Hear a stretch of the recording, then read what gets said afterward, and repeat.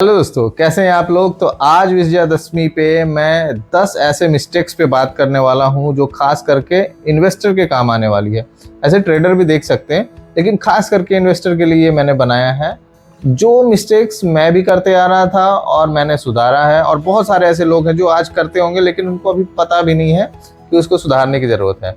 तो रावण को जलाने के साथ साथ ये 10 मिस्टेक्स जो आप अपने इन्वेस्टमेंट में गलत कर रहे हो, उसे आपको जल्दी से जल्दी साथ के साथ जला देना चाहिए। तो पहला जो मिस्टेक है उस पर बात कर लेते हैं। पहला मिस्टेक है जो पेनी स्टॉक का प्यार है, कि बाइंग पेनी स्टॉक, ये सबसे बड़ा मिस्टेक है। अगर आप सोच रहे हो कि पेनी स्टॉक 10 या 5 रुपए के बाई करके मैं उस स्टॉक्स में बैठ के मैं सोचूंगा कि 200-400 हो जाए, 10 गुना 100 गुना हो जाए, तो ये बिल्कुल भी मत करें, क्योंकि आपका अच्छा खासा फंड चला जाएगा उसमें और 70-80% का भी लॉस हो सकता है। दूसरा है कि बाइंग ऑन टिप्स पे तो बिल्कुल मत बाई करना। अगर कोई सलाह देता है तो सलाह भी सुनो, तो तुम अपना दिमाग लगाओ कि हमें करना क्या है। ऐसा मत सोचो कि किसी ने बता दिया तो हाँ सही ही बोल रहा होगा। मार्केट किसी का नहीं है, कोई इसका एक्सपर्ट नहीं है, ना किसी को एक्सपर्टीज अपनी अपनी आती है, लेकिन कोई नहीं जानता है कि कल क्या होने वाला है, इसलिए किसी से टिप्स मत लो। बाकी अपना दिमाग लगाओ। अगर कोई सलाह देता है सलाह लो, और सलाह की तरह लो उसको, एज ए टिप्स की तरह मत लो कि टिप्स की तरह ले लिया और कल खरीद लिया आंख मूंद के। बिल्कुल भी मत करना। इवन अगर कोई सेबी रजिस्टर्ड भी होगा, उससे भी टिप्स नहीं लेना है। आपको उस पर एनालिसिस करना है, देखना है, समझना है, जब आपको ठीक लगे खरीदना। तीसरा है कि buying on dip. Buying on tips तो जान लिया आपने, अब बाइंग ऑन डिप के बारे में भी जान लो। बाइंग ऑन डिप, देखो एक तरह से देखा जाए तो अच्छी बात है, लेकिन बाइंग ऑन डिप के बारे में मैं इसलिए कह रहा हूँ कि बाइंग ऑन डिप्स मींस, मेरा मीनिंग है कि एवरेजिंग करना।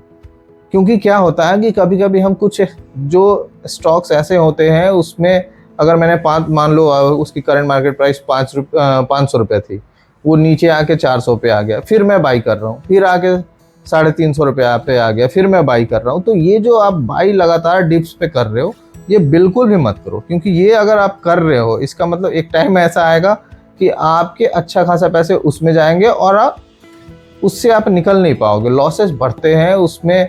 अगर मैंने मान लो उसकी करंट मार्केट प्राइस 500 रुपये थी, वो नीचे आके 400 पे आ गया, फिर मैं बाई कर रहा हूँ, फिर आके 350 रुपये पे आ गया, फिर मैं बाई कर रहा हूँ। तो ये जो आप बाई लगातार डिप्स पे कर रहे हो, ये बिल्कुल भी मत करो। क्योंकि ये अगर आप कर रहे हो, इसका मतलब एक टाइम ऐसा आएगा कि आपके अच्छा खासा पैसे उसमें जाएंगे और उससे आप निकल नहीं पाओगे, लॉसेस बढ़ते जाएंगे। और चौथा बात कर लेते हैं फोमो पे। फोमो क्या होता है? Fear of missing out. जैसे फोमो मोस्टली उन लोगों में ज़्यादा होता है जो अभी अभी नए आते हैं। जैसे कोई ऐसा स्टॉक है जिसमें रोज़ ही अपर सर्किट लग रहा है। जैसे कुछ टाइम पहले एक स्टॉक था एथेनॉल ब्लेंडिंग का, जिसमें इतना सर्किट लग रहा था, रोज ओपन होता था 5% के सर्किट, 10% के सर्किट, ऐसे बहुत सारे स्टॉक्स आते हैं। तो हमें ऐसा लगता है कि हम अपर सर्किट में बाइंग के प्राइस लगा के बैठ जाए कि कल को होगा कि मेरे भी अगर अकाउंट में आ गए, मतलब खरीद लिया, तो वो अपसाइड जाते जाएगा। तो फोमो में रोज उठ रहे हैं, लगा रहे हैं। तो कभी कभी ऐसा होता है कि हम ऐसे प्राइस पे बाई कर लेते हैं जहाँ पे वो सबसे हाई रहता है, और गलत एंट्री होने से उसके बाद जब मार्केट करेक्ट होती है तो लगातार हम फंसे रह जाते हैं। फिर उसमें क्या है, जिसमें अपर सर्किट लग रहा है उसमें लोअर सर्किट भी लगेगा, और लोअर सर्किट में लगातार लोअर सर्किट लगेगा, और फिर फंस जाओगे। आप अपना बेच भी नहीं पाओगे। जिसे बेचना था उसने हाई पे बेच लिया, आपको फंसा के चला गया। ठीक है, तो फोमो नहीं करना। और चौथा है जो इन्वेस्टर बहुत बड़ा मिस्टेक करते हैं, पास्ट परफॉर्मेंस देख के। बहुत सारे स्टॉक ऐसे हैं जो पास्ट परफॉर्मेंस अच्छा करते हैं, तो उनको लगता है कि पास्ट में इसने 40% 20% रिटर्न दिया है, तो हो सकता है नेक्स्ट 2 ईयर 3 ईयर में ये 40-50% का रिटर्न देगा। आप पास्ट परफॉर्मेंस पे मत जाएं। हो सकता है कि कुछ ऐसे स्टॉक्स होंगे जो पास्ट परफॉर्मेंस उसके 100 200% होंगे, लेकिन नेक्स्ट करेक्शन का फेज में आएगा तो 1 साल तक वो नीचे रहेगा, फिर उस टाइम आप बुरी तरह फंस जाओगे। तो पास्ट परफॉर्मेंस को सेकेंडरी चीज़ रखो, आप एनालिसिस करो स्टॉक्स के। बहुत सारे स्टॉक्स हैं, ये नहीं चल रहा है कोई और चल रहा है, मतलब किसी का शकल देख के या किसी का नाम देख के नहीं खरीदना है। ठीक है। चौथा है प्राइस एनक्रोचिंग ऑन लूजर। मतलब ये एक तरह से ऐसा है कि जैसे मान लो आपने 500 पे कोई स्टॉक खरीदा था, वो नीचे गिरते गिरते गिरते फिर नीचे आ गया, नीचे आ गया, नीचे आ गया, लेकिन आपने उसको होल्ड किया हुआ है, आपका पोर्टफोलियो में वो रेड दिख रहा है और उसकी वजह से आपका पोर्टफोलियो एकदम बिगड़ा हुआ दिख रहा है। प्रॉफिट भी है फिर भी उसकी रेडनेस की वजह से बिगड़ा हुआ, और आपको ऐसा लग रहा है कि जब तक वो 500 के आसपास नहीं आएगा मैं नहीं बेचूंगा, तो वो बेचना बहुत ज़रूरी है। क्योंकि आप देखो उसको अब अपने प्राइस पे 500 पे आएगा तब बेचना है, ये अगर आपके दिमाग में ख्याल आ चुका है तो वो आप बेचोगे नहीं, रुके रहोगे, ये इवन उसकी परफॉर्मेंस बिगड़ी हुई है फिर भी। फिर 6 नंबर पे आता है हमारा, 7 नंबर पे हमारा आता है पैनिक सेलिंग। जैसे पैनिक सेलिंग मीन्स कभी क्या होता है कि कुछ ना कुछ ग्लोबल टेंशन हो जाता है कोई क्राइसिस की वजह से, या कुछ भी ऐसा टाइम आता है जब मार्केट गिरना स्टार्ट होता है, तो या फिर एक बड़ा हाई लगता है, हाई लगने के बाद इंडेक्स में थोड़ा सा करेक्शन आता है, तो अगर इंडेक्स 10% 20% अगर करेक्ट होता है तो इवन सबके पोर्टफोलियो 10-20% गिर जाते हैं। तो ये आप मत सोचो कि आपके ही लॉस हो रहे हैं, सबके लॉस होते हैं। लॉस मीन्स कि आपने लॉस काटा तो लॉस होते हैं, अगर नहीं काटा तो वो चलेगा, ठीक है। तो उस समय पैनिक होके सेल नहीं करेंगे, नहीं तो आपके पास अच्छे जो शेयर हैं वो आप बेच के निकल जाओगे और आपका बेचा हुआ शेयर कोई और उठा के बैठ जाएगा, ठीक है। तो ये जनरली आप जब देखोगे भी तो ये स्ट्रैटेजी बहुत लोगों की होती है कि लोगों से पैनिक करके लोगों को बेचवा के वो अपने अपने सेलिंग अपने होल्डिंग्स रिलीज कर देंगे, वो किसी और के पास चला जाएगा, ठीक है। ये तो हो गया 7 नंबर। अब 8 नंबर पे आते हैं कि जो रिटर्न फोकस्ड होते हैं, मतलब जिनको लगता है ना कि आज मैंने बाई किया तो 1 महीने के अंदर में डबल हो जाए, ट्रिपल हो जाए, और वो इन्वेस्टमेंट में नहीं दिखता है। तो इन्वेस्टमेंट में नहीं दिखता है तो लोग कहते हैं कि कोई और शेयर बाई कर लो, और शेयर बाई करने के चक्कर में वो बेच के निकलते हैं। जैसे ही वो बेच के निकलते हैं तो वो शेयर अपसाइड चला जाता है, 10-15-20% का मूवमेंट आ जाता है। फिर उनको पछतावा होता है कि ओह ये तो अपॉर्चुनिटी लॉस हो गया। वो अपॉर्चुनिटी लॉस इसलिए हुआ क्योंकि आप बेवकूफ़ थे, आप बेच के निकल गए किसी ज़्यादा रिटर्न के चक्कर में। एक तो ये हुआ, दूसरा डबल के चक्कर में क्या करते हैं, अपने होल्डिंग्स को बेचकर ऑप्शन में ट्रेड करना स्टार्ट करते हैं, फ्यूचर ऑप्शन करना स्टार्ट करते हैं और वो लॉस कर जाते हैं, ठीक है। 9वां नंबर था कि लॉस कट करना। जो लॉस कट करना ना सबसे बड़ा वो है, डिफिकल्ट काम है। कि अगर आपने कोई स्टॉक्स लंबे टाइम से अपने खरीदा हुआ है, इनकेस लॉस में जा रहा है, तो आपकी हिम्मत नहीं होती है कि लॉस काट सके उसमें। आप मतलब आपके अंदर ये एक रिजिड सा बन जाता है कि मैं बेचूंगा नहीं, इसके लॉस नहीं काटूंगा, बेचूंगा तो अब प्रॉफिट में बेचूंगा, चाहे ये 4 साल रखना पड़े, 5 साल रखना पड़े। आप सोच के देखो, आपने 10 लाख रुपए अगर किसी स्टॉक्स में फंसा दिए हैं और वो 4 साल में 20% का भी रिटर्न नहीं दिया है, तो ओवरऑल आपके लॉस है 10 लाख के। अगर किसी और स्टॉक्स में उसे रोटेट कर देते हैं या किसी और स्टॉक्स में 5 लाख भी आपके लगे रहते तो भी आप पैसे कमा लेते और आराम से चल जाते। तो लॉस काटना बहुत इंपॉर्टेंट है, एकदम से रिजिड नहीं हो जाना है, एकदम बिजनेस की तरह इसको लेना है।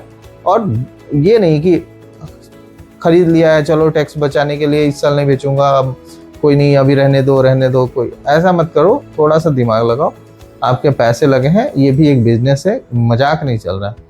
और लास्ट ये मुझे बहुत ज़्यादा अच्छा लगता है, क्योंकि मेरे साथ कुछ ऐसे लोग भी थे जिनको मैं देख रहा हूँ, वो स्टॉक से प्यार कर लेते थे। स्टॉक से प्यार होना मीन्स कि कोई स्टॉक्स तो ना आपको बहुत प्यारे लगते हैं, और आप क्या करते हो, सुबह उठते हो, थोड़ा सा देखा कि मार्केट नीचे गिरा हुआ, उस स्टॉक्स में आपके फंड के लगभग 80% हिस्सा उसी स्टॉक में डाल लेते हैं। जैसे एक एग्जांपल लेता हूँ, मैंने कोई ऐसा स्टॉक चुन लिया जिसकी मोमेंटम अप एंड डाउन होते रहती है हमेशा, ठीक है। तो उस स्टॉक्स में जैसे ही गिरा उसमें मैं हैवी क्वांटिटी बाई करके ओवर क्वांटिटी लेकर छोड़ दिया कि 2 दिन में 2% 4% आएगा तो मुझे प्रॉफिट हो जाएगा। तो ये जो स्टॉक से प्यार हो जाना कि बाई करना है तो वही करना है, या फिर बिल्कुल दिमाग में कोई वो नहीं लग रहा, बस अपना दिमाग का ये लग रहा है कि चलो यार ये बढ़िया स्टॉक है, उसका नाम बहुत ज़्यादा है। अरे नाम ज़्यादा से मतलब नहीं है, कहीं बुक में लिखा हुआ था कि अगर किसी स्टॉक का नाम बहुत लोगों के ज़बां पे आ गया तो आप समझो वो स्टॉक में फंसने वाले हैं, ठीक है। जब सब लोगों के मुंह पे आ गया ना कि ये स्टॉक चल रहा है, ये स्टॉक चल रहा है, मीन्स कहीं ना कहीं फंस जाओगे। इसलिए ध्यान रखो, जो अच्छे स्टॉक्स होते हैं इजीली सबके पास नहीं पता चलता है, ठीक है। आपको समझना चाहिए कि कोई एक स्टॉक अच्छा नहीं है, यहाँ पे बहुत सारे अच्छे स्टॉक्स हैं। जो स्टॉक आज अच्छा लार्ज कैप में कर रहे हैं, वो कभी स्मॉल कैप में बढ़िया मतलब छोटे स्टॉक होंगे उतना अच्छा नहीं परफॉर्म किया होगा, फिर धीरे धीरे धीरे परफॉर्मेंस होते होते, अब जैसे एक था एक बहुत सारे मतलब बहुत ऐसे स्टॉक्स थे, जैसे एक जॉकी जो कंपनी है उसका, हाँ पेज इंडिया का आप देखोगे, अभी प्राइस एग्जैक्टली मुझे याद नहीं आ रहा, लेकिन पेज इंडिया का मैंने प्राइस देखा था 2008-2009 के टाइम में 200 या 300 के आसपास था उसका प्राइस। उस समय उसके लिए मतलब एक तरह से बहुत ही छोटा स्टॉक था, बहुत छोटा स्टॉक।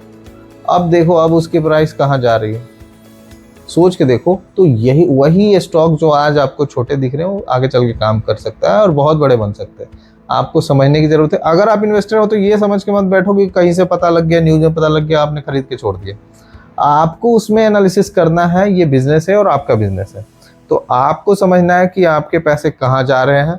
हाँ, नहीं तो आराम से आप म्यूचुअल फंड में पैसे डाल के बैठो, आपको कोई दिक्कत ही नहीं है। म्यूचुअल फंड में जो रिटर्न आएगा आपको एक्सेप्ट करना पड़ेगा, नहीं आएगा तो आप वेट करो, लेकिन उसमें भी आपको चुल तो पकड़ेगी।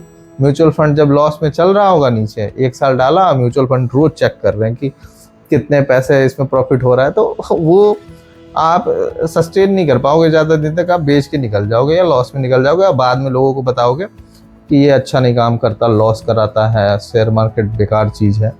आप अगर देखो तो इनडायरेक्टली हर चीज़, आपके जो फंड हैं वो कहीं ना कहीं इनडायरेक्टली इन्वेस्टेड है मार्केट में। तो स्टॉक मार्केट गैम्बलिंग नहीं है, एक बिजनेस है। और इवन आप सरकारी जॉब में हो, प्राइवेट जॉब में, कहीं भी, कहीं ना कहीं से आप कनेक्टेड हो मार्केट से, आपके पैसे मार्केट में लगे हुए हैं, सोचना। चलो आज वीडियो थोड़ी लंबी हो गई, फिर बात करते हैं। Thank you, good night. और आप लोग लाइक्स, कमेंट और शेयर करते रहें और अपने दोस्तों से शेयर करते रहें अगर जानकारी अच्छी लगी तो। Thank you.